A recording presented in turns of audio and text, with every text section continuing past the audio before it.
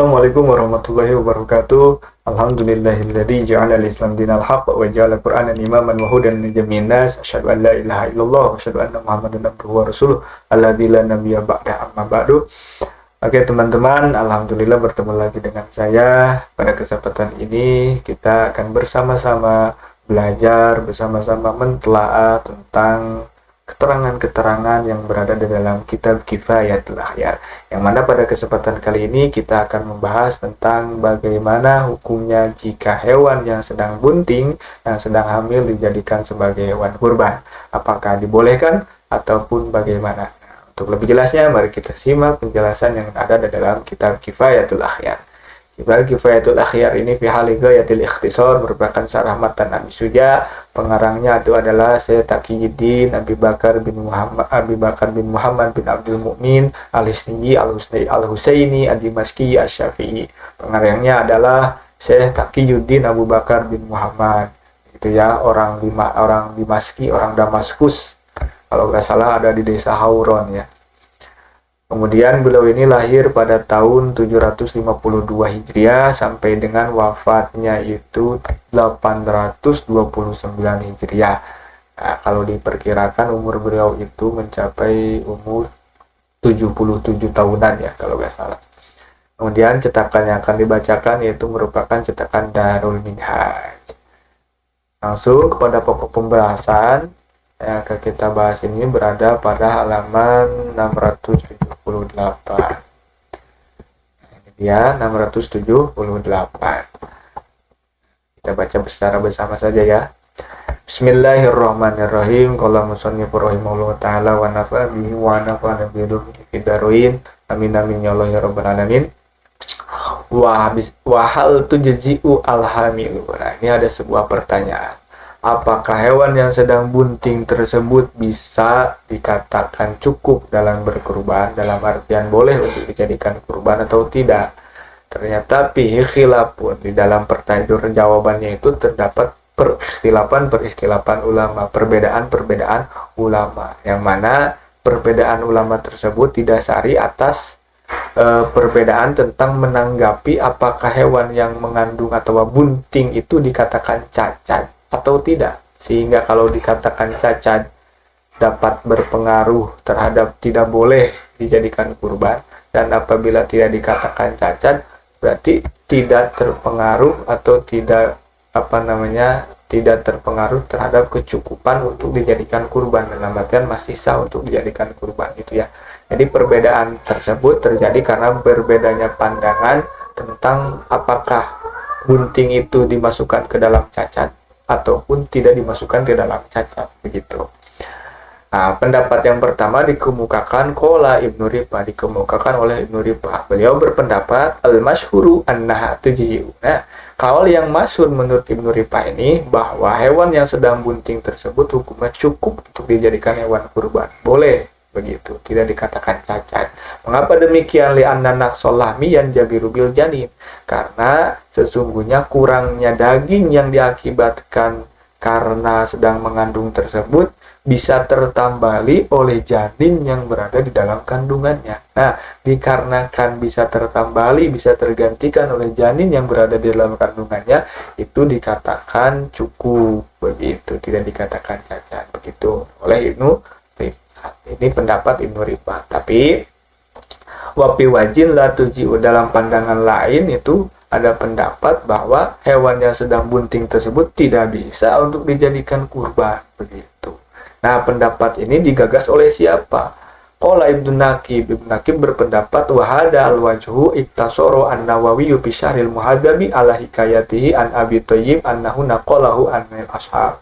Nah, pendapat ini, pendapat yang menyatakan tidak boleh itu digagas oleh Syekh Imam Nawawi ya, dalam yang secara ringkas di dalam kitab Syarah Muhaddamnya atas penghikayatannya yang diterima dari Abu Thayyib, yang mana Abu Thayyib sendiri menukil pendapat tersebut dari golongan ashab. Artinya golongan ashab Syafi'iyah ya, ashab Syafi'i ini adalah pengikutnya Imam Syafi'i ataupun santrinya Imam Syafi'i gitu ya. Tapi ada juga yang menyebutkan bahwa yang kalau apabila dikatakan ashab itu kurunnya Imam Nawawi dan Imam Rafi'i ke bawah begitu. Itu dikatakan ashab Syafi'iyah. Apabila gurunya Imam Nawawi, Imam Rafi'i ke atas ke sini itu dinamakan mutaakhirin begitu ya. Ada yang menyebutkan begitu. Nah, pendapat tersebut, pendapat yang dikatakan tidak cukup itu diterimanya dari kalangan ashab Syafi'iyah. Begitu, tidak cukup. Wa muqtadahu, dan tuntutan atau penerapan daripada pendapat tersebut yaitu annaha tujiu, bahwa hewan yang sedang bunting itu tidak cukup untuk dijadikan hewan kurban. Begitu. Bahkan Imam Asnawi berkomentar, qala al-Asnawi, Imam Asnawi berpendapat, wa maqalahu Ibnu Rib'ah anil wajidoipi min annal mashhura hilafuhu ajibun. Ini Imam Asnawi berpendapat bahwa perkataan yang dikatakan oleh Imam Ibnu Rib'ah dari jalan yang doib, yaitu ini perkataannya bahwa yang masyhur itu ini ya, al-masu anha tuji'u, itu merasa aneh. Jadi ini gini maksudnya, Imam Asnawi itu kalau bahasa kitanya itu kok bisa-bisanya Ibnu Rib'ah mengatakan al-masyhur annaha tuji'u, yang masyhur itu hewan yang sedang bunting bisa dianggap cukup dalam masalah kurban. Kok bisa-bisanya beliau berpendapat seperti itu begitu. Nah, jadi Imam Asnawi ini merasa aneh gitu, merasa heran, ajibun, merasa heran. Padahal faqad sarraha biqaunihi aiban, yakni alhamla qala ikun. Padahal kebanyakan daripada golongan ulama menyatakan bahwa perkara bunting, perkara hamil itu dikatakan aib, dikatakan cacat, sehingga konsekuensinya tidak cukup untuk dijadikan hewan kurban. Begitu menurut Syekh Asnawi ini. Siapa di antara ulama-ulama tersebut, khalaik tersebut?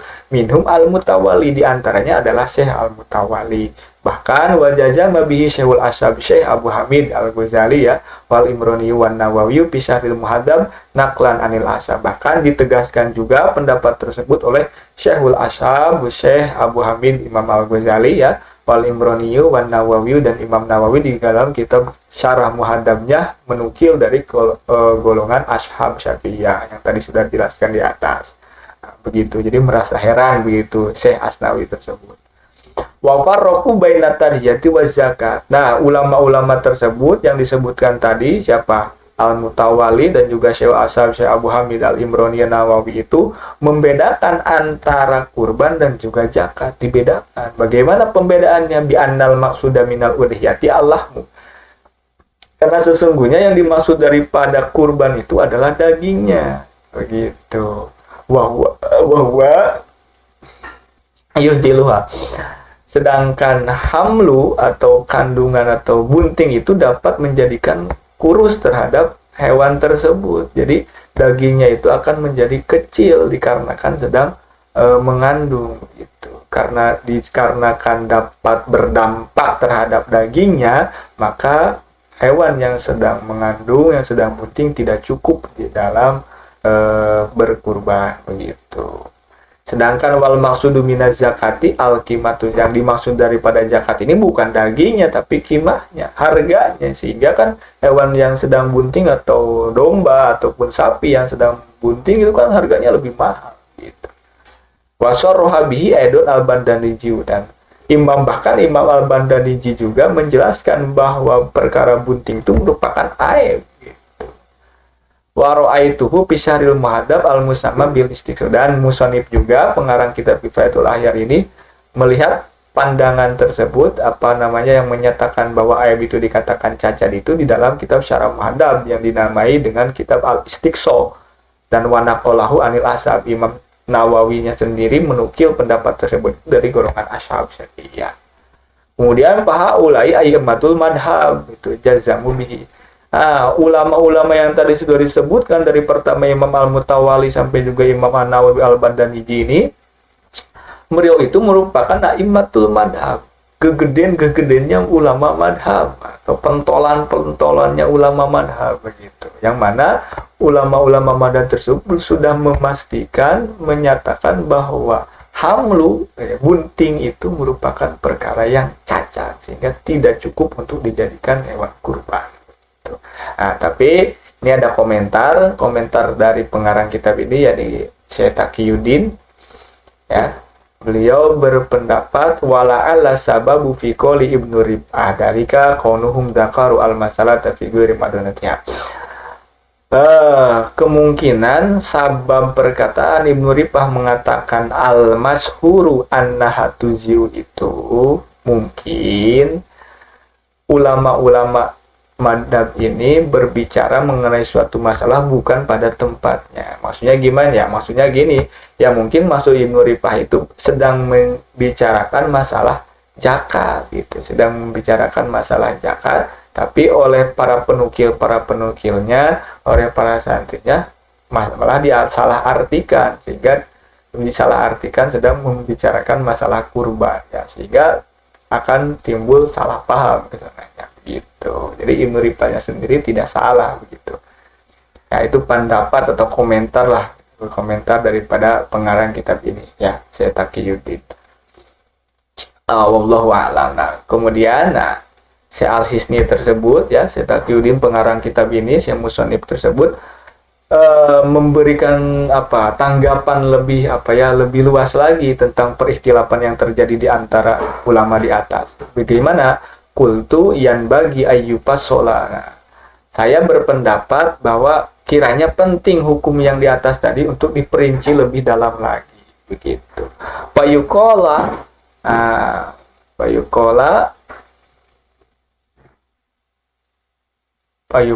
gitu. Ingkanat alhamilu saminatan patu jijiu kotana. Apabila hewan yang sedang bunting tersebut masih terlihat gemuk ya, kira-kira ya tidak ada dampak pengaruhnya, maka bisa dikatakan cukup secara pasti. Mengapa demikian? Lima nal maksud minal udiyati, karena masih ada makna yang dimaksud daripada udiyah, yakni dagingnya. Itu dagingnya masih terlihat segar, masih terlihat gemuk, tidak terlihat kurus.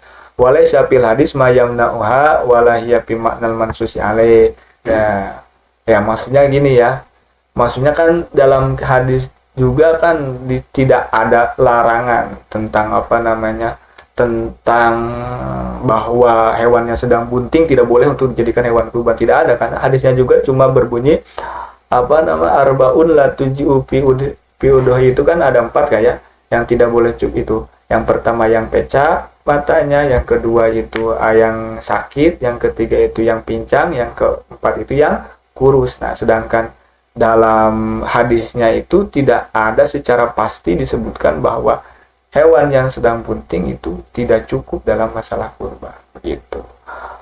Nah, apabila di tafsir kedua wa illam takun saminatan, dan apabila hewan yang sedang bunting tersebut tidak gemuk, ditafsir lagi fa in bana biha hujal, apabila tidak gemuknya atau kurusnya tersebut sangat kelihatan tanpa jelas, maka pala tujiu, hukumnya tidak boleh untuk dijadikan hewan kurban. Akan tetapi wa illa ajza'at, karena diriha miman la amla biha. Dan apabila kurusnya tersebut ya tidak terlihatan gitu, masih sewajar-wajarnya saja, masih dikatakan batas wajar, sehingga apabila dibandingkan dengan hewan betina yang sepantar, yang sebanding dengannya, ya tidak kelihatan gitu kurusnya, itu dikatakan cukup untuk dijadikan kurban. Gitu. Ala anna fi kalami Rafi ma yadulu ala ijzaiha mutlaqo. Nah, dalam perkataan Imam Rafi'i ada suatu pendapat yang menunjukkan bahwa hewan yang sedang bunting tersebut bisa dijadikan kurban secara mutlak tanpa ada bedanya pemisahan antara kurus dan gemuknya. Berarti Imam Rafi'i juga berpendapat boleh ya hewan yang bunting untuk dijadikan kurban. Bukan Ibnu Rifah saja di sini berarti. Walihada qala, dan karena demikian Imam Rafi'i menyatakan innaha law uyinat amma fidimah ajza, bahwa hewan yang sedang bunting tersebut apabila ditentukan dalam suatu tanggungan maka hukumnya cukup. Maksudnya gimana ditentukan ini ya? Dijadikan kurban wajib ya, dinadarkan. Contoh, seseorang mempunyai sapi ya. Nah, sebelum hari Idul Adha, taruhlah bulan Syawal, beliau orang tersebut menentukan, berbicara bahwa sapi saya yang ini, ditentukan yang ini akan dijadikan kurban pada Idul Adha nanti. Nah, itu menjadi nadar, hukumnya menjadi wajib ya. kurban tersebut menjadi wajib, maka hukumnya boleh, gitu. Boleh-boleh saja. Walaupun sapinya atau kambingnya itu bunting. Gitu. Aja cukup itu. Summa qala fi asna'i kalami, kemudian Imam Rafi'i berbicara dalam pertengahan pembicaranya, walihada law abad adat ila milki. Oleh karenanya apabila hewan yang bunting tersebut terlihat cacat, maka kembali kepemilikannya terhadap pemiliknya. Begitu ya, kan ketika hewan yang dinadarkan atau hewan yang ditentukan dalam tanggungan itu menjadi milik Allah kan, itu bukan menjadi milik bukan menjadi milik si pemiliknya lagi, tapi apabila ada cacat maka kembali kepada si pemiliknya lagi, kepemilikannya itu kepada si calon mudhohinya lagi, begitu. Wahwa yang tadi, dan perkataan Imam Rafi'i ini menunjukkan bahwa anal hamla laisa bi aibin huna, bahwa bunting itu bukan merupakan cacat dalam masalah ini. Mengapa demikian? Li'anal ma'iba la yajuju ta'yinhu amma bidima, karena hewan yang cacat itu tidak boleh untuk ditentukan dalam masalah tanggungan, gitu. Tidak boleh dinadarkan, tidak boleh ditentukan, gitu. Wa madzakaru arafiu fil bai'i min annal hamla yankusulah maha tariqatu. Perkataan yang dikatakan oleh Imam Rafi'i dalam masalah jual beli, yaitu bahwa bunting itu dapat mengurangi dagingnya, itu merupakan tariqatun, jadi pendapat lain, ya, jalan yang lain, yaitu ini. Nah, ada catatan kaki, yaitu qad alimta anal mutamada adamul ijai, itu kamana qala syari rahimahullah taala anil Imam Nawawi wa ghairihi wa tamada wa al-Imam Ibnu Hajar fil Tuhfa wal Khatib Asy-Syirbini fil Mughni wal Imam Romli fil Nihaya. Jadi itu merupakan jalan yang lain, gitu ya, pendapat yang lain, pendapat yang utama. Jadi dapat kita simpulkan bahwa dalam masalah hewan yang sedang bunting apakah sah untuk dijadikan kurban atau tidak, itu ikhtilaf. Menurut jumhur atau masyhur ulama Syafi'iyah itu mengatakan tidak boleh. Nah, sedangkan menurut Ibnu Rib'ah dan juga diperkuat lagi tadi oleh Imam Rafi'i, itu hukumnya boleh-boleh saja. Dan tawaran atau pendapat yang digagas oleh pengarang kitab ini, kitab Kifayatul Ahyar ini, Syekh Taqiyuddin berpendapat lagi alangkah baiknya hukum tersebut ditafsir kembali, sehingga apabila hewan yang bunting tersebut masih kelihatan gemuk maka hukumnya boleh, dan apabila kelihatan kurus tapi masih ada dalam batas wajar hukumnya boleh juga, dan apabila kurusnya itu tidak ada dikatakan batas wajar sehingga kelihatan kurus banget maka itu hukumnya tidak boleh, ya. Itu saja yang saya dapat sampaikan, mudah-mudahan ada manfaatnya, dan apabila ada salah dalam pembacaannya, dalam murodnya, dalam mufrodatnya, dalam i'robnya, saya mohon kepada teman-teman semua sudi kiranya untuk mengomentari dan membenarkan, mengomentari yang bersifatnya membangun, karena saya juga sama-sama belajar, ya, sama-sama belajar untuk mengetahui tentang hukum-hukum yang dipaparkan oleh ulama-ulama, begitu. Sekian, Allahumma fiqil aqwamit thoriq. Assalamualaikum warahmatullahi wabarakatuh.